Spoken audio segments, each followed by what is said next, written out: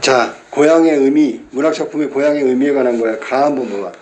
인간에게 가장 중요한 장소 중 하나는 고향이다. 고향은 인간이 나고 자란 곳이다. 본래 원래의 의미가 그거잖아. 그지? 인간은 이곳에서, 고향에서 가족과 함께 성장하고 이웃과 어울려 생활하면서 정체성을 형성한다. 그러니까 우리가 나고 자란 곳, 그런 단순한 의미뿐만 아니라 우리가 살아가면서 삶에 어떤 의미를 부여하고 의의를 갖는 곳이 고향이라는 뜻이야. 단순하게 생각하지 않고 좀 정체성과 주체성 뭐 이런 것들 내면적인 것이 성숙되는 공간이 바로 고향이다라고 얘기한 거예요. 그만큼 중요하다는 얘기지. 고향은 친밀하고 편안하고 안식의 장소이자 우리가 정지용의 향수 같은 시에 보면 편안하고 조용하고 추억이 있고 화목한 가정이 있던 곳이 고향이었잖아. 그지?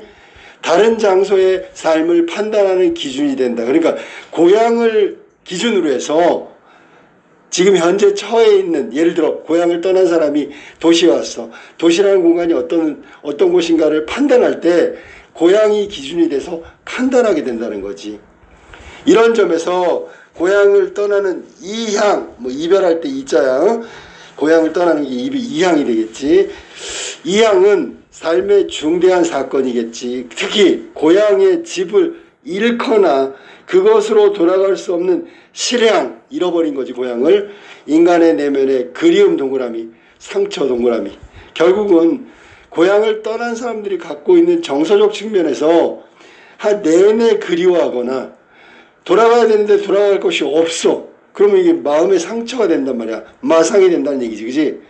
그게 바로 고향이 갖는 의미가 아닐까.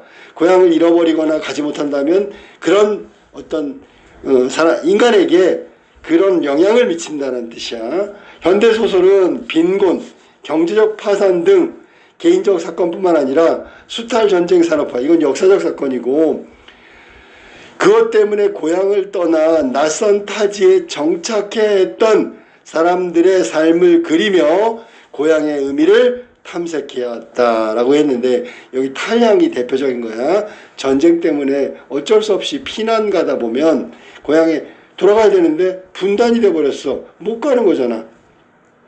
그러면 고향을 떠난 사람의 삶이라는 건 굉장히 괴로워, 힘들어.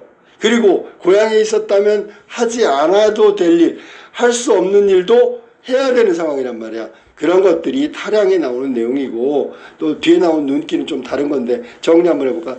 이호철의 탈향은 6.25 전쟁으로 인해 역사적 사건이지, 고향을 떠나야 했던 피난민, 전쟁을 피해서 간 사람들이 피난민이지, 피난민의 삶을 그린 1950년대 대표 소설이다. 이거 그러니까 전후소설이라고 해도 되고 전쟁소설이라고 해도 돼. 이 작품에서 이북은, 이게 이제 38선 위쪽을 이북이라고 해. 고향인 네 청년은 고향을 떠나왔단 말이야. 지금 전쟁 중이야. 전쟁의 와중, 전쟁이 누워있는 중이니까 전쟁 도중이라는 뜻이 있고, 고향을 떠나 타향인, 고향이 아닌 다른 곳은 타향이라고 하지, 부산에 도착한다. 이 스토리거든.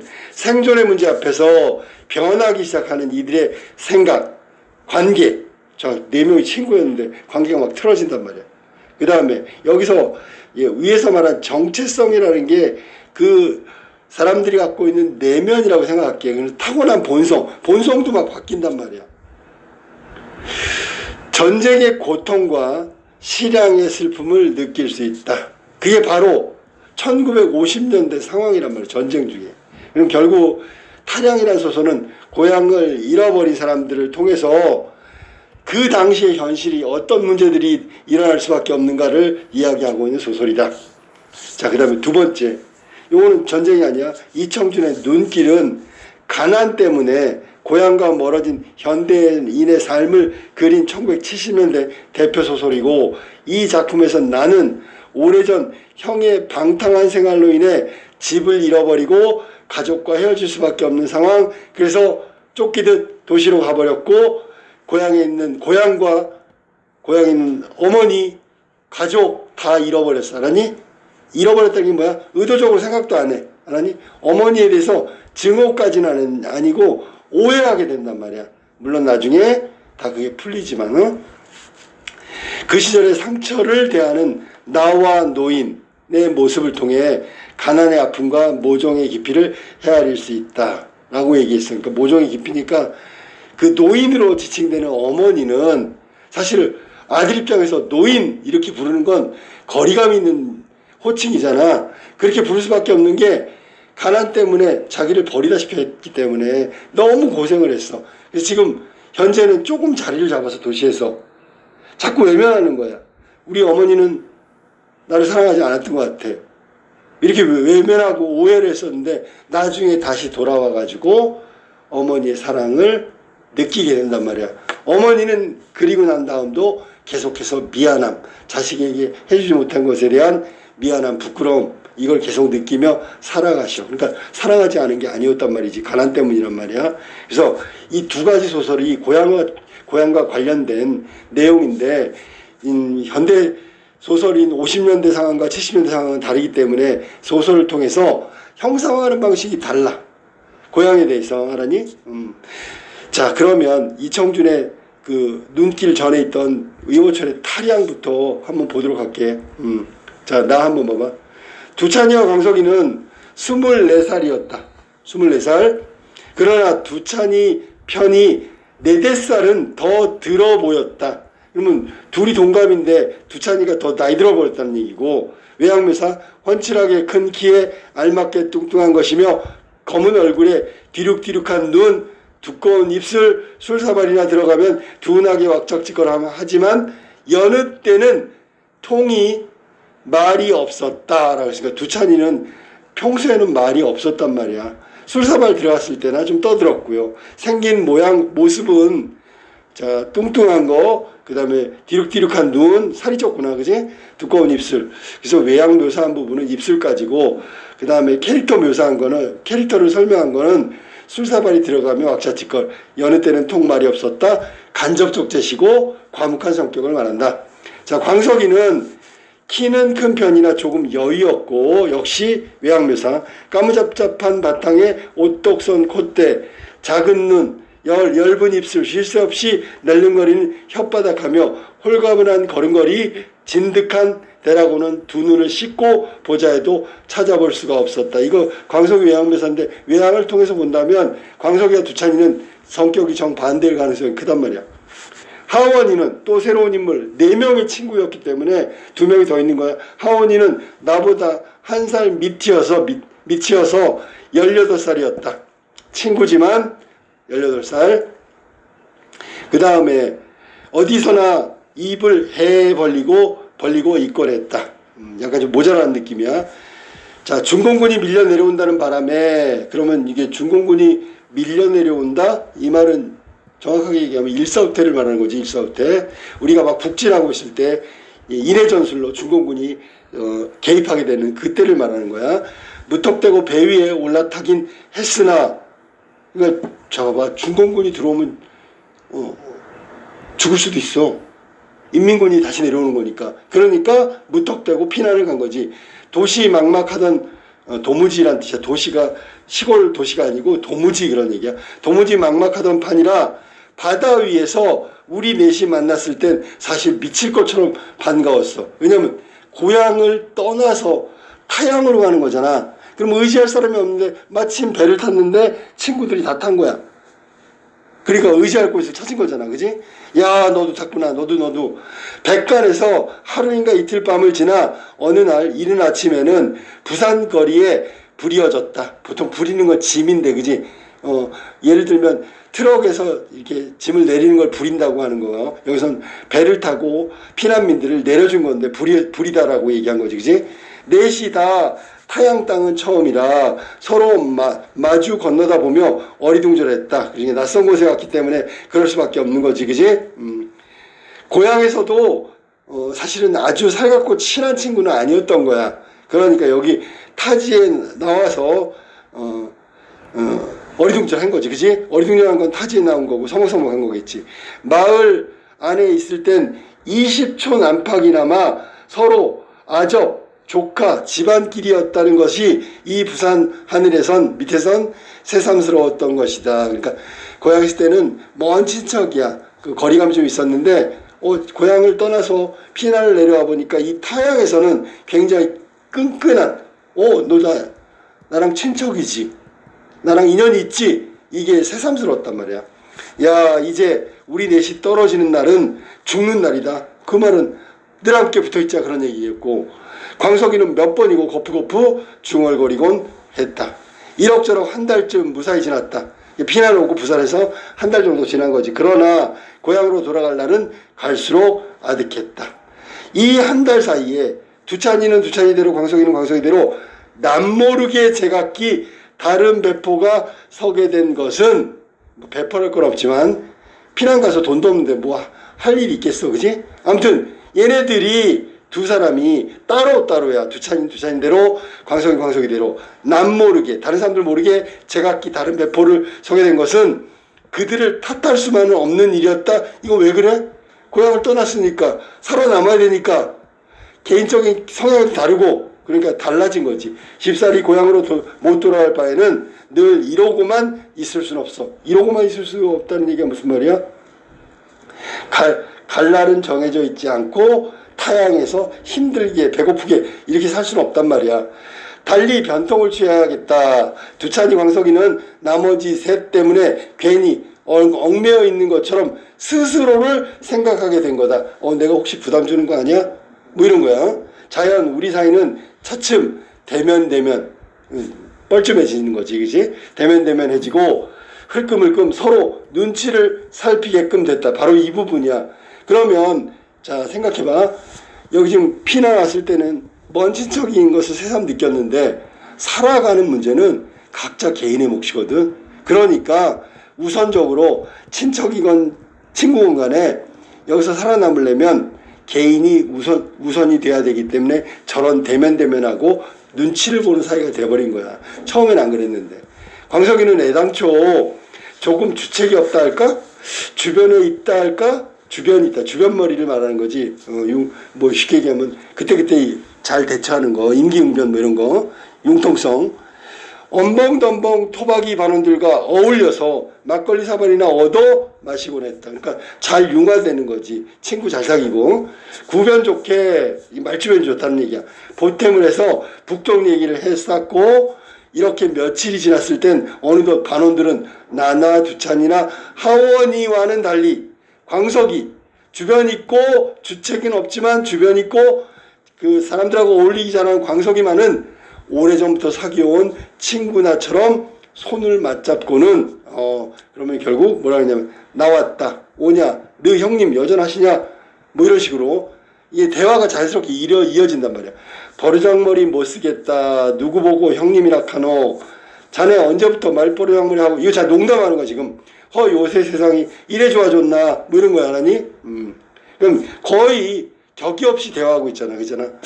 아주 오래전부터 사귀어온 친구처럼 농담조로 수인사나 오락가락 했으니 나나 두찬이나 하원이 이 주변머리 없는 쭈뼛쭈뼛한 놈들 광석이의 이런 꼴을 멀끔히 남 바라보듯 건너다 봐야 했다. 왜냐면 지들은 그걸 못하니까. 광석이만 저렇게 다른 인물처럼 성격이 완전히 다른 거지, 그치? 그러니까 그냥 쳐다볼 수밖에 없는 거지. 어떻게 저렇게 금방 사귀었지? 우리는 좀 힘들 것 같은데 뭐 이런 거야.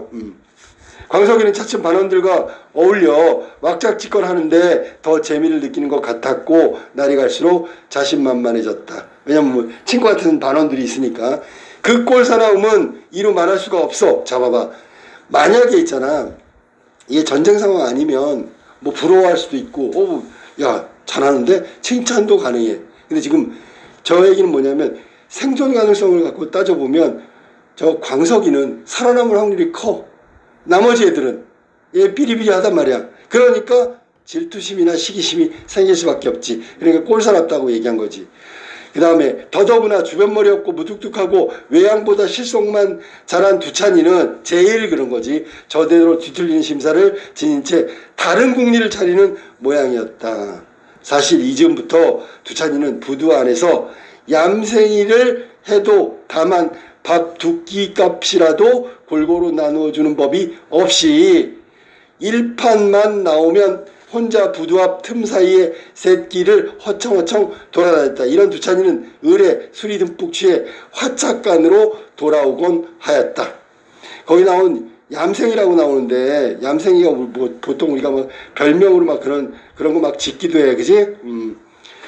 자, 그러면 뭐 거기에 나온 얌생이다 그러면 뭐 얌체 같다 뭐 이런 뜻도 있는 것 같아. 자, 하원이는 자주 울먹거렸다. 야, 부산은 눈도 안 온다. 그럼 고향에서 눈이 많이 왔겠지, 그지?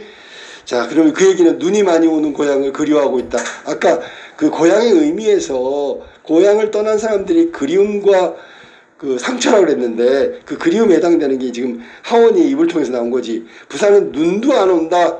우리 고향이면 눈이 벌써 많이 왔을 텐데, 고향에 눈이 많이 오는데 고향에 대한 그리움 하고, 애스럽게 짓거리곤 했다. 중간 부분 줄거리.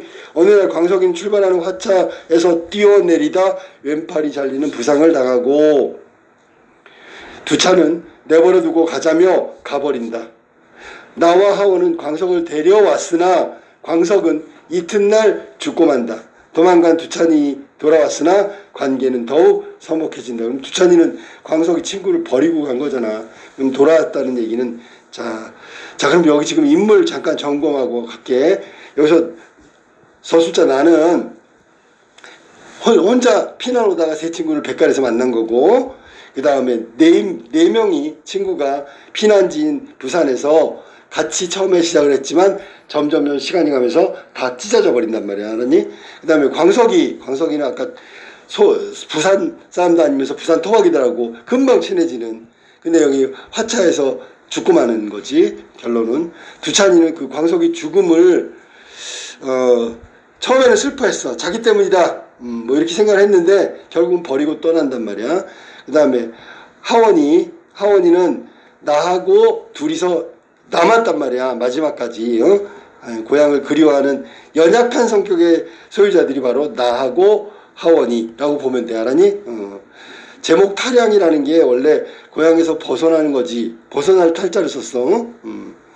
그럼 결국은 탈양했다는 얘기는 고향을 떠났다는 얘기고, 고향에 떠났다는 건 고향에 있을 때보다 살아남기가 어렵다는 뜻이고, 그러면 이 탈양의 상황에서는 생존을 위한 몸부림을 쳐야 될 거란 말이지.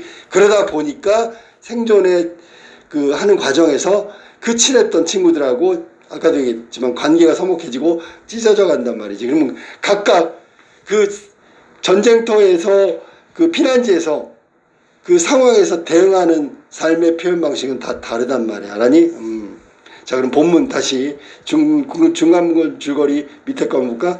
요렇게 정신이 말똥말똥해. 왜 넌 아무 말도 안 한 뒷딜에 잡든지 칼침을 주든지 하자고.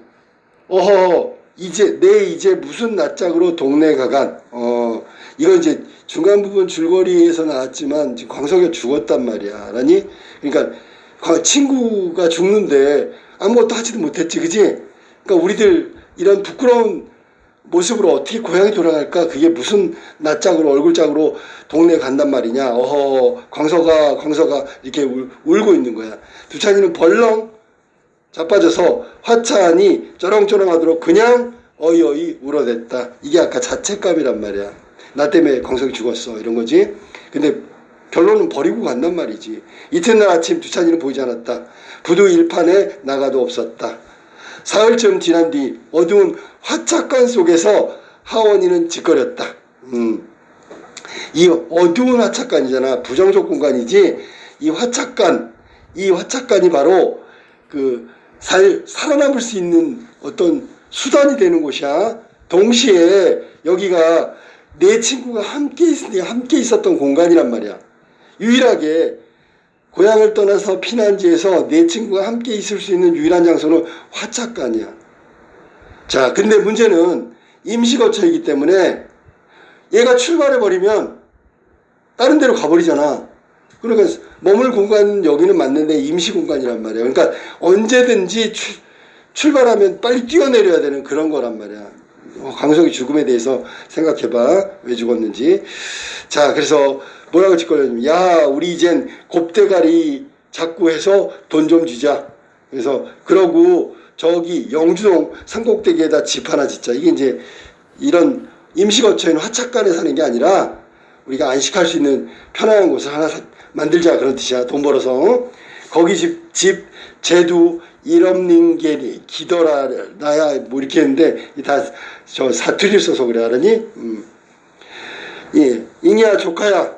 왜냐면 이게 지금 친척 관계이기 때문에 조카라고 부른 거야. 우습다, 진짜 우스워. 지금 두찬이가 하원이가 얘기하고 있는 부분이야. 난 너도 두찬이 형처럼 그렇게 될까봐, 죽을까봐 얼마나 떨어는 줄 알아? 광석이 아제비도 광석이한테는 아저씨라고 얘기한 거지. 마음은 좋은 폭이 못되시야. 그러니까 광석에 대해서는 부정적인 평가를 내린 거고, 우리 동네 갈 땐 꼭 같이 가자. 이게 희망이지. 고향으로 돌아갈 수 있다는 희망이고, 돈 벌면 말이야 시계부터 사자. 어불어서 그까진 거 곱대가리 대고 하지 뭐. 그 곱대가리를 해서라도 산다는 얘기야. 광석이 아저씨가 두찬이 형은 못 봤다고 글자마. 알 거이 뭐야. 너하고 나만 아무 말도 안 하면 담이야. 담해야라고 그랬으니까 그렇게 하면 된다라는 얘기고, 그저 대구 못 봤다고만 글자마. 그렇게 하자. 내일부터 나 진짜 곱대가리 할란다. 조카야 우습다. 이렇게 잠이 안 온다야. 내일부터 곱대가리 한다 그랬어. 우리 오늘 밤 그냥 밤새자. 술 마실까? 술 뭐 이런 얘기 한 거지, 그지? 지금 안 나왔지만 곱대가리라는 게 나왔는데, 이거는 어떤 건지 잘 몰라도 상관없어. 왜냐하면 이거 위험한 일이야. 그리고 이걸 해서 성공하면 돈을 번다는 얘기야. 여기서는 이제 화차니까 아마 선생님이 줄거리에서 보면은 그런 거지. 화차에 싣고 다니는 게 있잖아. 석탄이나 뭐 이런 거. 이거 훔치는 거지. 그래가지고 그렇게 하면 위험하지만 돈을 많이 버니까 집 사가지고 같이 살자. 근데 내일 이 위험한 일을 하니까 잠이 안 오는 거고, 술 마실까 뭐 이런 얘기 한 거야. 나는 그저 중얼거리고 있었다. 바람도 없이 내리는 눈송이요. 눈송이요. 아까 식으로 한다면 저 눈은 바로 고향에 대한 그리움이 되겠지.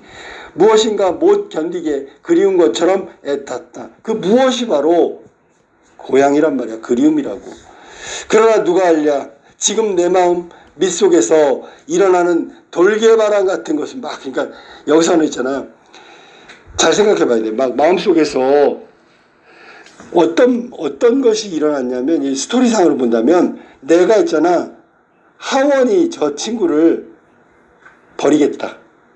알았니?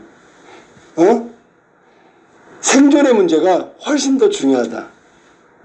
라는 것을 얘기하는 거야, 지금. 그리워하는데 그것은 고향이고, 돌아가고 싶은데, 여기는 지금 타향이고, 생존의 문제 아주 너무 긴박해.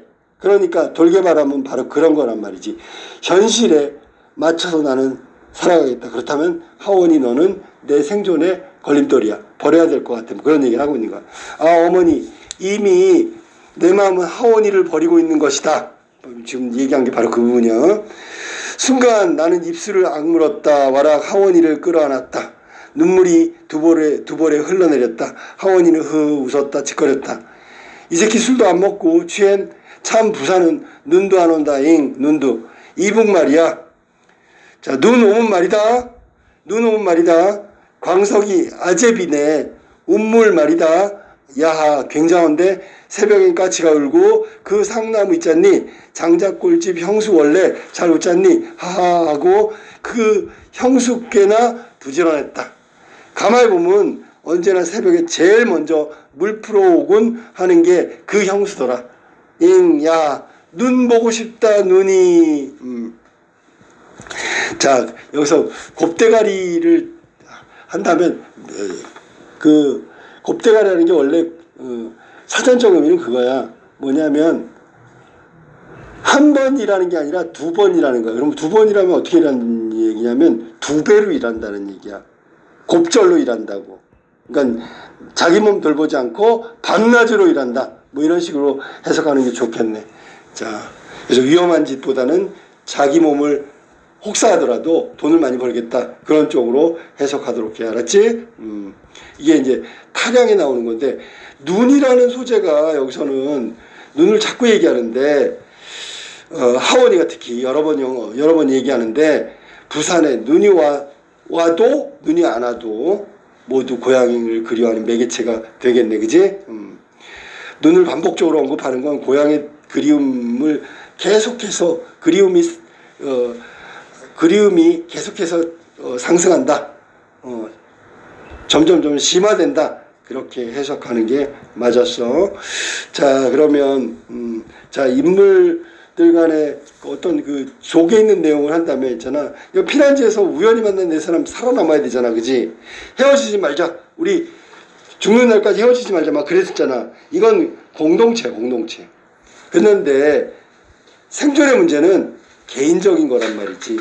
각자 도생, 각자 살아갈 것을 모색하다 보니까 서로가 서로에게 걸림돌이 되는 거야. 그러니까 대면 거리감을 느끼게 되는 거야. 눈치 보고 그렇게 바뀌었단 말이야.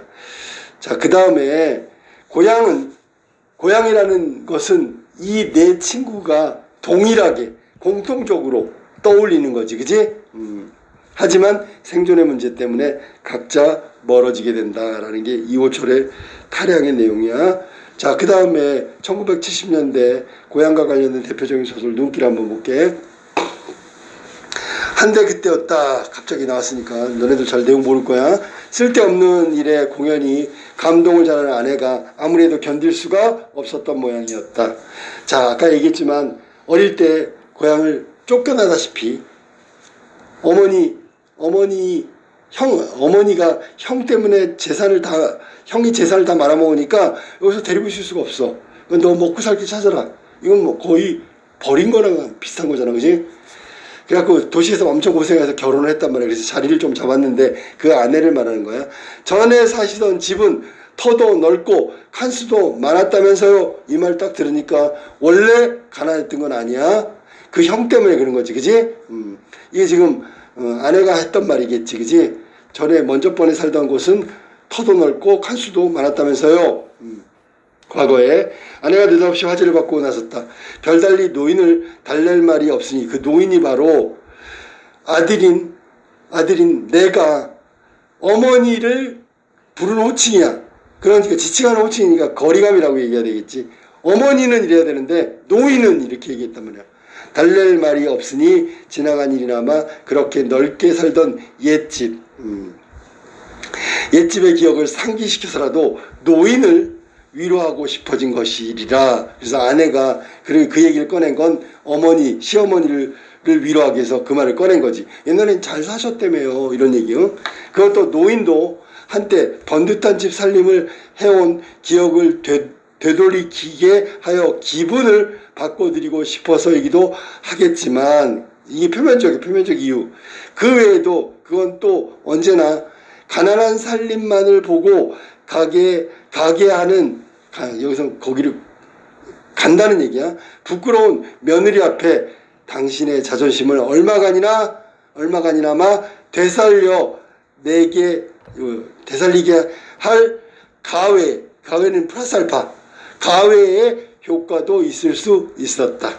그러니까 옛날에는 잘 사셨다며요. 이 말이 노인을 위로한 동시에 노인의 자존심을 살려줬다는 얘기야. 알았지? 어쨌거나 나는 당분간 다시 자리를 피할 필요가 없어진 셈이었다. 그러면 아내가 있잖아. 저 말을 꺼냈을 당시에는 내가 자리를 피할 만큼 뭐 예를 들면 갈등을 한다든지 무안하다든지 뭐 아무튼 외면하고 싶은 그런 상황이었다는 말이지. 이 앞부분이 안 나왔기 때문에. 그래서 아내가 그 말을 통해서 자리를 피하지 않아도 될 만큼 된 거야. 알았니? 옛날 살던 집이야 크고 넓었지. 5칸 겹겹에다 앞뒤 터가 운동장이었더라. 굉장히 넓었네. 하지만 이제 와서 그게 다 무슨 소용이야. 다 팔아버리고 다 말아먹었는데 남의 집 된 지가 20년이 다 된 것을. 자, 며느리가 뭐라 하냐? 그래도 어머님은 한때 그런 좋은 집에 집도 살아보셨으니 추억은 즐거운 편이 아니겠어요? 그래도 계속 못 산 게 아니라 잘 산 적 있으면 그거 떠올리면 기분이 좀 나아지잖아요. 이 집이 답답하고 짜증나실 땐 그런 기억이라도 되살려 보세요. 자, 여기서 선생님이 얘기해 줄게. 이게 지금 거의 내가 노인이라고 지칭하는 건 엄마에 대해서 반감, 오해를 갖고 있다고 그랬잖아. 근데 오게 된 거야. 자기 부인하고. 근데 아들 부부가 잘 곳이 없어. 알았냐? 잘 곳이 없다고. 그만큼 20년 전에 다 망하고 이렇게 가난하고 아주 좁은 집에 살게 되는 거야. 알았니? 자, 20년이 다 됐단 말이야. 자, 그 다음에 볼까? 기억이나 되살려 어디에 쓰게야. 새록새록 옛날 생각이 되살아나다 보면 그렇지 않아도 심사가 어지러운 것을 그땐 잘 살았는데 왜 지금은 이 모양 이 꼴이야. 하긴 그것도 그러실 거예요. 그렇게 넓은 집에 사셨던 생각을 하시면 지금 사시는 형편이 더 짜증스러워지기도 하시겠죠. 과거하고 비교하니까 현재는 더 열악한 거지. 뭐니뭐니 해도 지금 형편이 이렇게 비좁은 단칸방 신세가 되고 마셨으니 말이에요. 이거 위로하는 거야 뭐야. 아무튼 자, 그래서 며느리가 시어머니한테 지금 얘기하는 거야.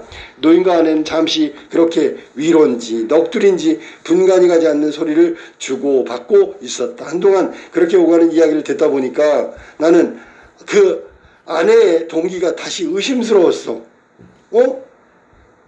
처음에 위로한다고 얘기했는데 지금 선생님이 뭐라 했어? 이거 위로야 뭐야 막 이랬잖아. 그러니까 여기 나도 그렇게 생각한 거야. 처음에 위로라고 생각했는데 듣다 보니까 저 아내가 정말 왜 했지? 위로한답시고 했는데 얘기를 가만히 들어보니까 위로가 아니네? 이렇게 된 거지, 그지? 아내의 말투는 그저 노인을 위로하기 위해서가 아니었다. 노인을 위로해 드리긴커녕 심기만 점점 더 불편하게 하고 있었다. 노인에게 옛집을 상기시켜 드리는 것은 당신의 불편한 심기를 주저앉히기보다 오늘을 지금 현재 더욱더 비참스럽게 느끼게 만들고 있었다. 그러니까 위로가 아니지요. 집을 고쳐 짓고 싶은 그 은밀스런 소망을 자꾸만 밖으로 후벼내고 있었다. 자, 두 가지 알려줄게. 어머니가 있잖아, 가난하게 된 다음에 소원이 있었어. 그게 뭐냐면 첫 번째가 집 칸을 늘리는 거야. 잘 들어. 이 집 칸을 늘린다는 얘기는 집의 규모 칸수를 늘린다는 건 집을 크게 확장하고 싶다는 거잖아. 이유는 아까 얘기했잖아. 아들 부부가 왔는데 잘 데가 없다고. 알았니? 당신을 위해서 그런 게 아니야. 알았니? 당신을 위해서 돈을 쓰는 거를 아끼는 사람이야.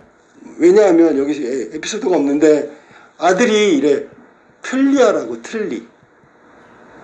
야, 이가 없으면 어떻게 음식을 못 먹으니까 너희들한테는 자기 자신을 위해서 꼭 필요한 거잖아. 틀리하라고. 안 한대. 안 하니? 왜? 자기한테 돈 쓰는 게 아까워서. 근데 집을 고치지. 자식 때문에 집을 고치자는 거야. 그러니까 아까도 얘기했지만 나는 지금 오해하고 있는 거야. 어머니 사랑에 대해서. 하니 자기를 내몰았다, 버렸다, 뭐 이렇게 생각하는 거란 말이야. 절대 아닌 거지, 그지? 게다가 봐봐. 은밀한 소망은 자꾸 얘기하는데 아들이 안 된다고, 하지 말라고 그런단 말이지. 아내의 목적은 차라리 그쪽에 있었던 것 같아서 아닌지 알았어. 아내가 위로하는 말인 것 같은데 위로가 아닌 거 보니까 집 늘리는 거에 대해서 내가 계속 반대하니까 좀 바꾸고 싶었던 것 같아. 아니면 어머님의 그 소망을 주저앉히고 싶어. 모르지, 그거는. 근데 여기서 지금 늘리는 거니까 어머니 말대로 합시다. 뭐 이런 쪽이 가까운 거지, 그지? 아내에 대한 나의 판단은 과연 크게 빛나지 않았다. 방이 이렇게 비좁은데 그럼 어머니 이 옷장이라도 어디 다른 데로 좀 내어놓을 수 없어요? 옷장 내모쳐봐. 이게 잘 살았을 때 갖고 있던 거야. 이게 바로 9켤레 구두로 남은 사나이의 구두야. 알았니? 어머니의 마지막 남은 자존심. 이거 버릴 수가 없는 거지. 내가 옛날에 큰 집에 살았는데 그때 갖고 있던 유일한 물건, 남아있는 건 옷장밖에 없다고. 그러니까 방 안에, 이 비좁은 방 안에다 들여놓은 거지. 이 옷장을 들여놓으니까 좁은 방이 더 비좁잖아요. 아내는 마침내 내가 가장 거북스럽게 시선을 피해오던 곳으로 화제를 끌어들이고 있었다. 바로 그 옷개 이야기였다. 자, 17년, 18년 전 고등학교 1학년 때였다. 술버릇이 점점 사나워져 가던 형이 논이며 마치며 다 팔고 선산까지 팔아치우고 마침내는 그 아버지 때부터 살아온 집까지 마지막으로 팔아넘겼다는 소식이 들려왔다. 그러면 괄호 묶어봐. 술버릇이부터 소식이 들려왔다. 이거 집안 말아먹은 과정을 요약적으로 제시하고 있는 거지. 간단하게 고등학교 1학년 때 집이 이렇게 망했어요. 간단하게. K시에서 겨울방을 보내고 있던 나는 도대체 일이 어떻게 되어 가는지나 알아보고 싶어가지고 옛 살던 마을에 찾아가 보았다. 이날에 이날 엄마한테 오해하기 시작한 날. 집을 팔아버렸으니 식구들이 만나게 될 기대는 없었지만 그래도 달리 소식을 알아볼 곳이 없었기 때문이었다. 고향은 여기가 고향이니까. 그치? 어스름을 기다려 살던 집 골목을 들어서니 사정은 역시 K시에서 듣고 온 대로 그대로 형이 다 말아먹은 거야. 집은 텅텅 빈 채였고 식구들은 어디론지 간 곳이 없었어. 나는 다시 골목 앞에 살고 있던 먼 친척 간 누님을 찾아갔다. 그런데 그 누님의 말을 들으니 노인이 뜻밖의 아직 나를 기다리고 있다는 것이었다. 여기가 어디냐? 네가 누군데 내 집 앞 골목을 이렇게 서성대고 있어야 하더란 말이냐? 자, 그러면 어머니 지금 봐봐. 내 집 앞 골목을 서성거린다고 얘기했어. 그러니까 내 집이라고 분명히 얘기했다. 집은 다 팔아 넘기고 다 없어졌는데 아들한테 자존심 좀 세워주려고 그런 거야. 여기가 우리 집이지, 내 집이지, 알았니? 한참 뒤에 어디선가 누님의 소식을 듣고 달려온 노인은 어머니는 문간 앞에서 어정어정 망설이고 있는 나를 보고 다짜고짜 나무랬다. 행여나 싶은 마음으로 노인을 따라 문간으로 들어섰으나 집이 팔린 것은 분명해 보였다. 팔린 집으로 들어간 거야. 그날 밤 노인은 옛날과 똑같은 괄호 놓고 아까 나왔던 아들을 기죽이지 않으려고 옛날과 똑같은 집을 팔기 전에 그때 저녁밥을 지어내왔고 그날 밤을 거기서 하룻밤을 함께 지냈다. 집을 팔아버리고 망했지만 아들한테, 고향에 돌아온 아들한테 그래도 옛날 고향의 느낌, 편안함 그거 주려고 그런 거야. 어머니가 마지막으로. 그리고 이튿날 새벽 일찍 K시로 나를 다시 되돌려 보냈다. 나중에야 안 일이지만 노인은 그렇게 나에게 저녁밥 한 끼를 지어 먹이고 마지막 밤을 지내게 해주고 싶어가지고 새 주인한테 양해를 얻어가지고 우리 아들이 왔는데 마지막으로 여기서 살던 곳이니까 하룻밤 재워 보내고 싶어요. 저녁밥 한 끼 해주고 싶어요. 한번 양해해 주세요. 그래갖고 얻은 거야. 그렇게 혼자서 나를 기다리고 있었다 했다. 들은 얘기야. 언젠가 내가 다녀갈 때까지는 내게 하룻밤이라도 옛집의 모습과 옛날 같은 분위기 맘 편히 눈을 붙이고 가게 해주고 싶어서였을 터였다. 그게 어머니의 마음이고 어머니의 마지막 어떤 자식에 대한 사랑, 배려 이런 거예요. 아무리 그렇다 하더라도 문간을 들어설 때부터 썰렁한 집안 분위기가 이사를 나간 빈집이 분명했건만 그 느낌은 그렇지 않았다는 얘기야. 한데도 노인은 그때까지 매일같이 그 빈집을 드나들며 먼지를 털고 아들이 올 거니까 걸레질을 해온 것이었다. 옛날 고향 집 그대로의 느낌을 주고 싶어가지고. 그리고 그때 노인은 아직 집을 지켜온 흔적으로 안방 한쪽에 이불 한 채 하고 옷개 하나를 예대로 그냥 예대로라는 얘기, 그냥 그대로라는 얘기야. 그냥 남겨두고 있었다. 이튿날 새벽 K시로 다시 길을 나설 때에서야 비로소 집이 팔린 사실을 분명히 해온 노인의 심정으로는 그날 밤 그 옷괴 한 가지로나마 옛집의 분위기 이거 버릴 수가 없단 말이야. 그래서 알았니? 그래서 이 좁은 방에 저 옷괴를 갖다 놓은 거, 옷장을 갖다 놓은 거란 말이야. 되살려 내 괴로운 잠자리를 위로하고 싶었음에 분명한 물건이다. 예, 잡아봐. 옛날 그 고향 그리고 집 살던 곳 느낌이 다 없어졌잖아. 그러니까 이 좁은 집이지만 옷장 하나 놓고 옛날 분위기 좀 느끼면서 편안하게 잠을 좀 자라. 고향의 집에 온 것이다. 뭐 이걸 해주고 싶었던 거야. 어머니가 할 수 있는 게 없었기 때문에. 그런 매력이 숨겨져 온 옥계였다. 떠돌이 살림에 다른 가재도구가 없어서도 그랬겠지만 뭐 그럴 수도 있어. 이 20년 가까이를 노인이 한삭과 함께 간직해온 옥계였다. 그러니까 20년 동안 버리지 못한 게, 자, 아들한테는 고향 느낌이고 옛날 집 분위기라고 한다면, 또 반대로 본인 스스로는 자존심이라고, 옛날에 잘 살았을 때 남은 유일한 물건, 그만큼 또 나를 언제나 불편스럽게 만들어 온 물건이었다. 그리고 옷장을 보면 과거 생각이 나고, 형이 다 말아먹은 거 과거의 기억 알았니? 불편하단 말이야. 노인에게 빚이 없음. 자, 이게 밑줄 쳐봐. 얘 생각이 이거란 말이야. 왜 빚이 없어? 낳아준 것만 해도 빚을 진 거지. 빚이 없음을 몇 번씩 스스로 다짐하고, 난 받은 게 없으니까 할 게 없어. 알았니? 지내다가도 그 옥계만 보면 무슨 액면가 없는, 금의 가치가 없는 빈 문서, 갚아야 될 문서를, 갚아야 되는 빚처럼 만난 듯 기분이 꺼림칙스러워지곤 하던 물건이었다. 자, 봐봐. 아마 이런 생각도 했을 거야. 저 옷장을 보면 어머니가 버리지 않아. 그러면 아들 입장에서 어머니가 옛날을 그리워하시는구나. 그러면 내가 열심히 돈 벌어가지고 옛날처럼 좋은 집으로 다시 이사를 가야 되겠구나.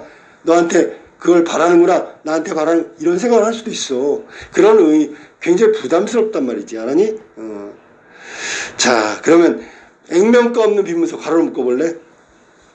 뭐 마음이 불편하다는 걸 얘기했는데, 사실은 자식에 대한 어머니의 사랑이 갚을 수가 없다는 걸 말하는 거야, 지금. 알았니? 액면가가 없다는 얘기는 거기다가 막 써놓으면 아주 어마어마한 가치가 될 수도 있단 말이지. 무한대란 뜻이겠지, 그지? 그러니까 빈문서니까, 액면 가치가 없는 빈문서니까 무한대니까 어머니의 사랑은 갚을 수가 없다, 그런 얘기고, 그래서 아마 또 내가 항상 불편한 이유가 될 수도 있을지도 몰라. 이번에도 물론 마찬가지였다. 노인의 방을 들어선 순간에 벌써 기분이 불편스럽게 해오던 그 옥계였다. 옥계만 보면 그런 거야. 그리고 끝내는 이틀 밤을 못 넘기고 길을 다시 되돌아갈 작정을 내리게 한 것도 알고 보면 바로 그 옥계의 허물이 컸을지도 모른다. 내려온 지 이틀 만에 서울로 올라가겠다고 다짐했단 말이야. 이유는 뭐냐면 옥계 얘기를 했지만 사실은 어머니하고 있는 게 불편할 수도 있단 말이야. 그러면서 옥계가 상징적으로 얘기를 한 거야. 자, 여기서 이제 옥계는 과거와 현재 집안을 연결하는 일종의 회상 매개체 역할을 하는 거고, 어머니한테는 갚을 수 없는 사랑 같은 그런 것들을 느끼게 하는 거니까 불편할 수밖에 없다는 얘기지. 자, 그 다음에 아내도 물론 그 옥계에 대한 내력을 내게서 들을 만큼 듣고 있었다. 그 다 아는 얘기야. 그리고 그걸 알고 있는 여자라면 그 옥계에 대한 내 기분도 충분히 짐작 못할 그녀가 아니었단 말이야. 근데 그 의도적으로 얘기를 한단 말이지. 아내는 일부러 그 옥계 이야기를 꺼냈음이 분명했다. 더욱이 내가 바깥에서 두 사람의 이야기를 엿듣고 있는 걸 알고서 그랬을 수도 있었다. 그러니까 여기서 아내 역할은 이렇게 오해하고 있는 모자지간을 오해를 풀어준 역할, 중간자 역할을 하고 있는 거야. 자, 나는 어느새 그 콧속을 후벼대는 못된 버릇이 되살아날 만큼 긴장하고 있었다. 생각지도 않았던 곳에서 갑자기 묵은 빈문서, 갚아야 될 사랑, 튀어나올 것 같은 조마조마한 기분이었다. 노인이 치사하게 그 묵은 빈문서로 나를 궁지에 넣으려 덤빌 수도 있었다. 그러니까 나한테 부담감을 주고 뭐뭐 해야 되지 않느냐, 다시 이렇게 해야 되지 않느냐, 이거부터 해서 나한테 엄마를 모셔야 되는 거 아니야, 뭐 이런 거야. 알았니? 그런 걸 느끼게 해주는 게 바로 그 액면가 없는 빈문서라고 얘기한 거야. 그러니까 이렇게 두 작품을 살펴봤으니, 자, 고향의 의미, 문학작품의 고향의, 그러니까 이렇게 두 작품을 살펴봤으니까 타량부터 볼까? 타량은 자전적 소설이야. 그러니까 자기가 겪은 걸 얘기한 건데 아까 내가 나왔기 때문에 1인칭 주인공 시점. 내가 내 얘기를 하고 주변에 있는 친구들 얘기를 하고 피난지에서 겪은 거, 생존의 과정의 어려움, 개인적인 어떤 이익 추구가 공동체, 같은 고향에서 내려온 피난민이라는 공동체를 일종의 파괴겠지. 파괴. 다 와해시켜버리는 과정을 이야기한 거야. 실향민이 생존을 택했다. 뭐 그거는 당연한 거고. 그 다음에 계속 사투리를 쓰는데 그거는 저 북쪽 사투리다 알아니? 피난지는 부산이고 저기 평안도인가 그 사투리를 계속 쓰고 있는 거야. 여기 지금 그 내용 중에 좀 알아야 되는 게 뭐냐면 아까 화차가 나왔는데 광석이가 화차에서 떨어져 가지고 왼팔이 잘리고 결국 그것 때문에 이제 죽게 되는데 나머지 그 친구들 뭐 두찬이의 행동이라든지 뭐 슬퍼하다가 결국은 자책하다가 결국은 떠나버리는 외면해버리는 두찬이, 그 다음에 계속 고향을 그리워하는 하원이, 그 다음에 나는 있잖아 하원이랑 같이 있지만 계속 생존의 문제 때문에 버려야 된단 말이지. 뭐 이런 입장을 이야기하고 있는 거야. 막 거의 4분오열되어 있는 거지, 그지? 자, 그 다음에 거기 보면 이북에서 내려왔다 그랬으니까 이북에서 내려왔다. 여기는 실향이라는 거는 고향을 잃어버린 거고 탈향은 고향을 벗어난 거야. 그러면 의도성이 있는 건 탈향이겠지. 탈향. 의도성이 있는 건 탈향이다. 근데 고향을 잃어버린 건 의도하지 않았는데 고향을 떠나버린 거야. 자, 그 다음에 여기 나온 눈길 한번 볼게요.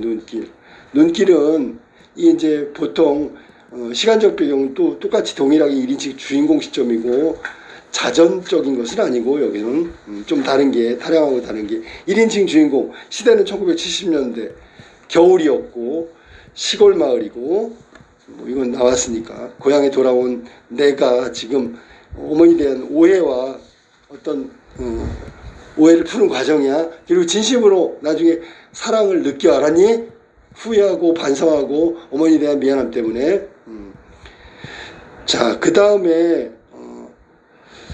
선생님이 한 가지 더 얘기해 주면 뭘 얘기해 줘야 되냐면, 왜 그러면 오해를 했냐면 그 다음날 여기서 끊겼는데 데리고 간단 말이야. 어머니가 있잖아 눈길을 걸어가는 거야. 어디까지? 차부까지, 터미널까지 아들을 데리고 가. 그래가지고 눈 발자국을 내면서 막 걸어가서 이제 아무 얘기도 못했으니까 뭐 도시에 가서 K시에 가서 뭐 밥 잘 챙겨 먹어라, 잘 자라, 여기 걱정하지, 이런 안부 얘기를 해야 될 거 아니야. 근데 차부에 도착하자마자 차가 왔고 내가 탔어. 엄마가 그 얘기 하려고 그러는데 문이 딱 닫혀버린 거야 그냥. 그리고 가버린 거야. 떠나버린 거야. 그러면서 발자국을 남기고 차부까지 갔던 눈길을 되짚어서 오는데 엄마가 계속 눈물이 나는 거야. 그러면서 맨 마지막 장면이 뭐냐면 이렇게 아침 일찍 데려다주고 왔잖아. 그래도 아직 그 아침 일찍이야. 아침이야. 바위에 앉아있는데 아침 햇살이 쫙 비치는 거야. 햇빛이. 이 환한 햇빛 아래서 자신을 보니까 엄마로서 아무것도 해준 게 없는 거야. 너무 부끄러워. 알았니? 그러면서 어머니 사랑 끝없다 뭐 이런 것도 보여주고요. 아들이 있잖아 그 가만히 듣고 있었어. 여기 지금 안 나왔는데 나중에 들어와가지고 술 한 잔 먹고 이게 잠이 들은 건 아니고 잠을 자려고 했는데 잠을 잔다고 생각한 거야. 알았니? 그래서 며느리하고 엄마하고 막 이야기를 해. 그날 얘기를 한단 말이야. 무슨 얘기? 차부에 가서 마지막이라도 그 집이 다 망하고 이제 올 곳이 없었잖아. 어머니로서 마지막 그 얘기를 하시고 싶은데 아무 얘기하지 못하는 상황이 됐고 돌아오는 길에 너무 뭐 엄마로서 한 게 없어 부끄럽고 창피하고 미안했다 이 말을 한 거야. 근데 나는 있잖아 차를 타고 가면서 날 버렸다라고 생각한 거잖아. 그 얘기를 아내하고 어머니가 나누는 걸 술 먹고 자는 것 같지만 눈을 감고 듣고 있었단 말이야. 내가 오해를 했구나. 그래서 나중에 그 자리에서 눈물을 흘리게 되는데, 그때 아들이 뭐라고 그러냐면 전지불 때문에 그랬어. 어머니는 햇빛 때문에 자기가 너무 부끄러웠고, 방 안에 켜있는 전지불, 그 불 있잖아. 그 밑에 그 밑에 환한 전지불 아래서, 전등불 아래서 자신의 모습을 보면서 오해하고 했던 것에 대한 자신의 모습이 너무 부끄러웠어. 둘 다 어머니나 아들이나 환한 햇빛과 전등불 아래서 자신의 모습을 발견한 거야. 뭐 이런 부분은 여기 안 나왔으니까 그거는 좀 참고로 하고, 여기 옷괴라는 상징성을 갖고 있는 이 소재는 말이야, 나는 잊고 싶어하는 과거의 물건이고 빈문서 같은 불편한 소재야. 어머니, 노인은 이게 옛날에 내가 살던 곳에 남아있던 유일한 물건이야. 흔적이지. 두 번째, 어머니가 잘 살았을 때 자존심 같은 것을 상징한단 말이야. 아내는 이 옷개를 통해서 노인과 남편, 아들이지, 그지? 화해시키려고 꺼낸 이야기란 말이야. 옷개 얘기하면서 그렇게 자연스럽게 화해를 이끌려고 했던 아내의 그 어떤 저의가 있었어. 알았니? 이게 옷개의 상징성이다, 의미다. 됐어.